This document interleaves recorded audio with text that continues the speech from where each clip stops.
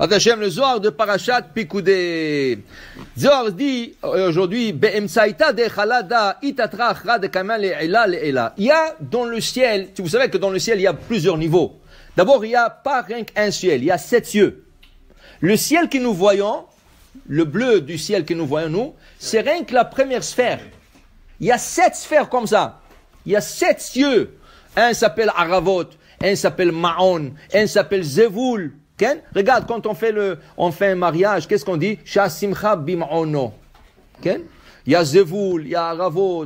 Et quand on dit dans la prière de Rosh Hashanah Kippour, les Rochev Aravot, le Nora Teilot, Kadosh Venora, le Rochev Aravot, Hashem est dans Aravot. Il y a 7 cieux, et chaque ciel, elle a un nom.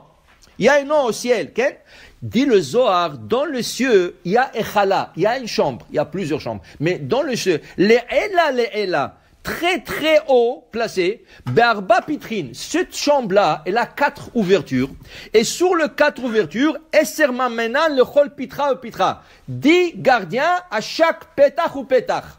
Chaque ouverture, chaque coin, il dit sur les 4 coins cardinaux, cette chambre-là, 40 gardiens. 10 à chaque ouverture. Et il dit ici, Veilen Arbaim, et ce 40, Natle Dinam et Betzachuta, l'Alka, la Nishmata de Chava l'Alka. Là-bas, il frappe le Neshamot qui mérite d'être flagellé. Je vous donne un exemple. La Gemara dit, Eliyahu Hanavi allait étudier avec Rabbi Yehuda Hanassi, il allait étudier avec lui chaque jour. Un jour, il y avait une petite sécheresse. Rabbi, il a dit à Eliyahu Hanavi, dis-moi, est-ce qu'il y a en Israël aujourd'hui quelqu'un qui, s'il prie Hachem, la pluie va descendre? Il dit oui. Il dit, pourquoi tu as cherché loin? Ton élève. Il dit, quel élève? J'ai plusieurs. Rabbi Hiya. Mais il faut que Rabbi Hiya, il prie avec ses 2 enfants. Si Rabbi Hiya, il va avec les Shaliach Tzibour, avec ses 2 enfants, tout de suite, vous aurez la pluie. Ah oui, je ne savais pas. Top.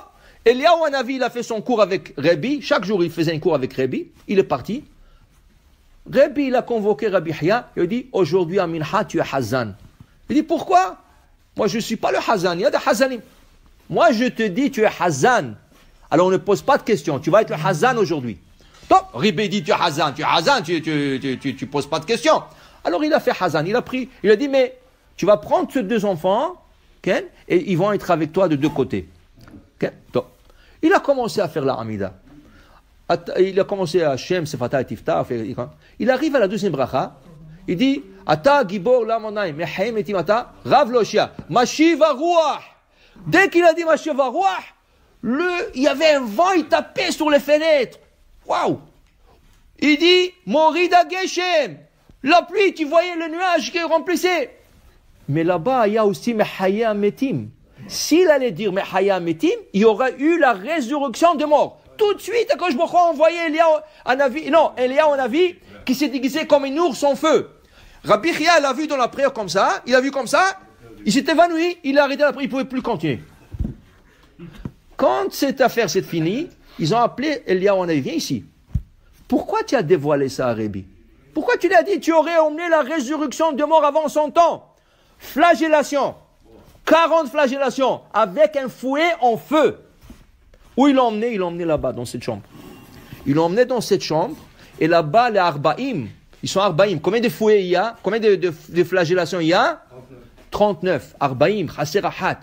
Pour te dire, il y a des fois des situations où les personnes, ils arrivent là-bas. Il dit ici, le Zohar arrivait donner un exemple. Donne-moi un autre exemple. Ça, c'est l'histoire dans le Talmud. Mais donne-moi un exemple de quelqu'un qui peut passer par cette chambre là-bas, dans ce hal.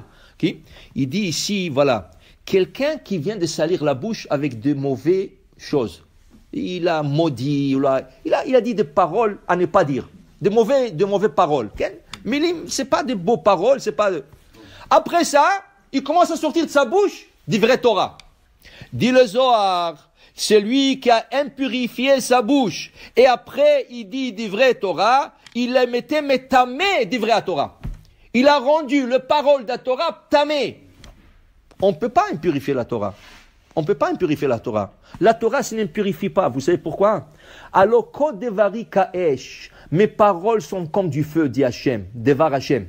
C'est pour ça que la halakha dit qu'une femme menstruée qui a touché un Sefer Torah, elle n'a pas impurifié le Sefer Torah. Seulement le Rama, il dit, c'est un coutume ashkénaze, que la femme qui est menstruée, il faut même pas qu'elle rentre dans la synagogue.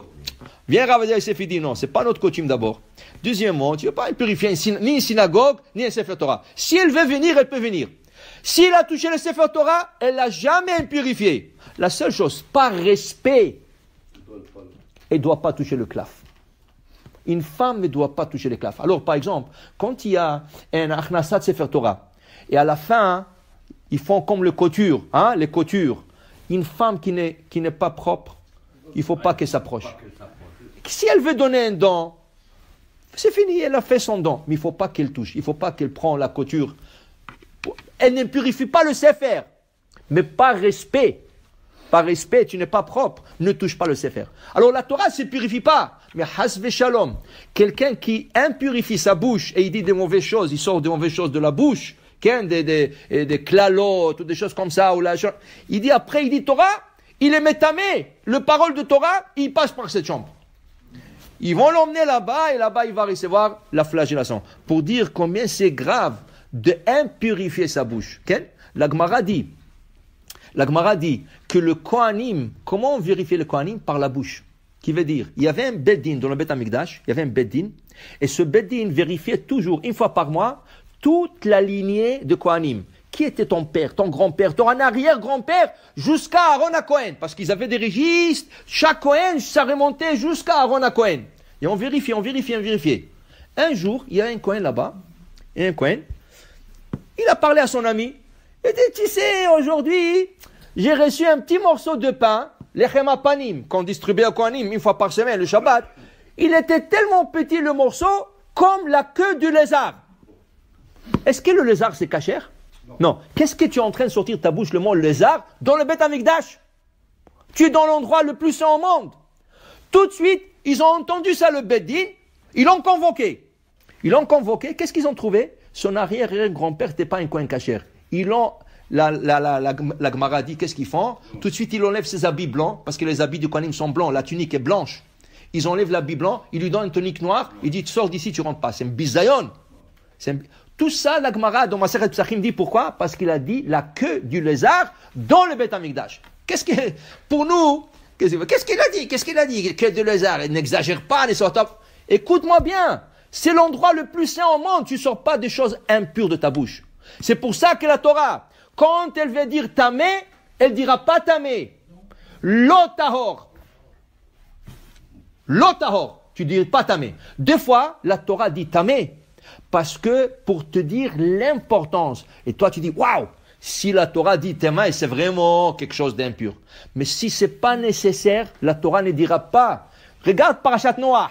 Quand Dieu il dit à Noach, rentre les animaux cachers 7 paires de chaque espèce, et les animaux non cachers, une paire de chaque espèce. Comment on a dit là-bas? Mina behema asher enena teora. De l'animal qui n'est pas pur. On n'a pas dit l'animal tamé.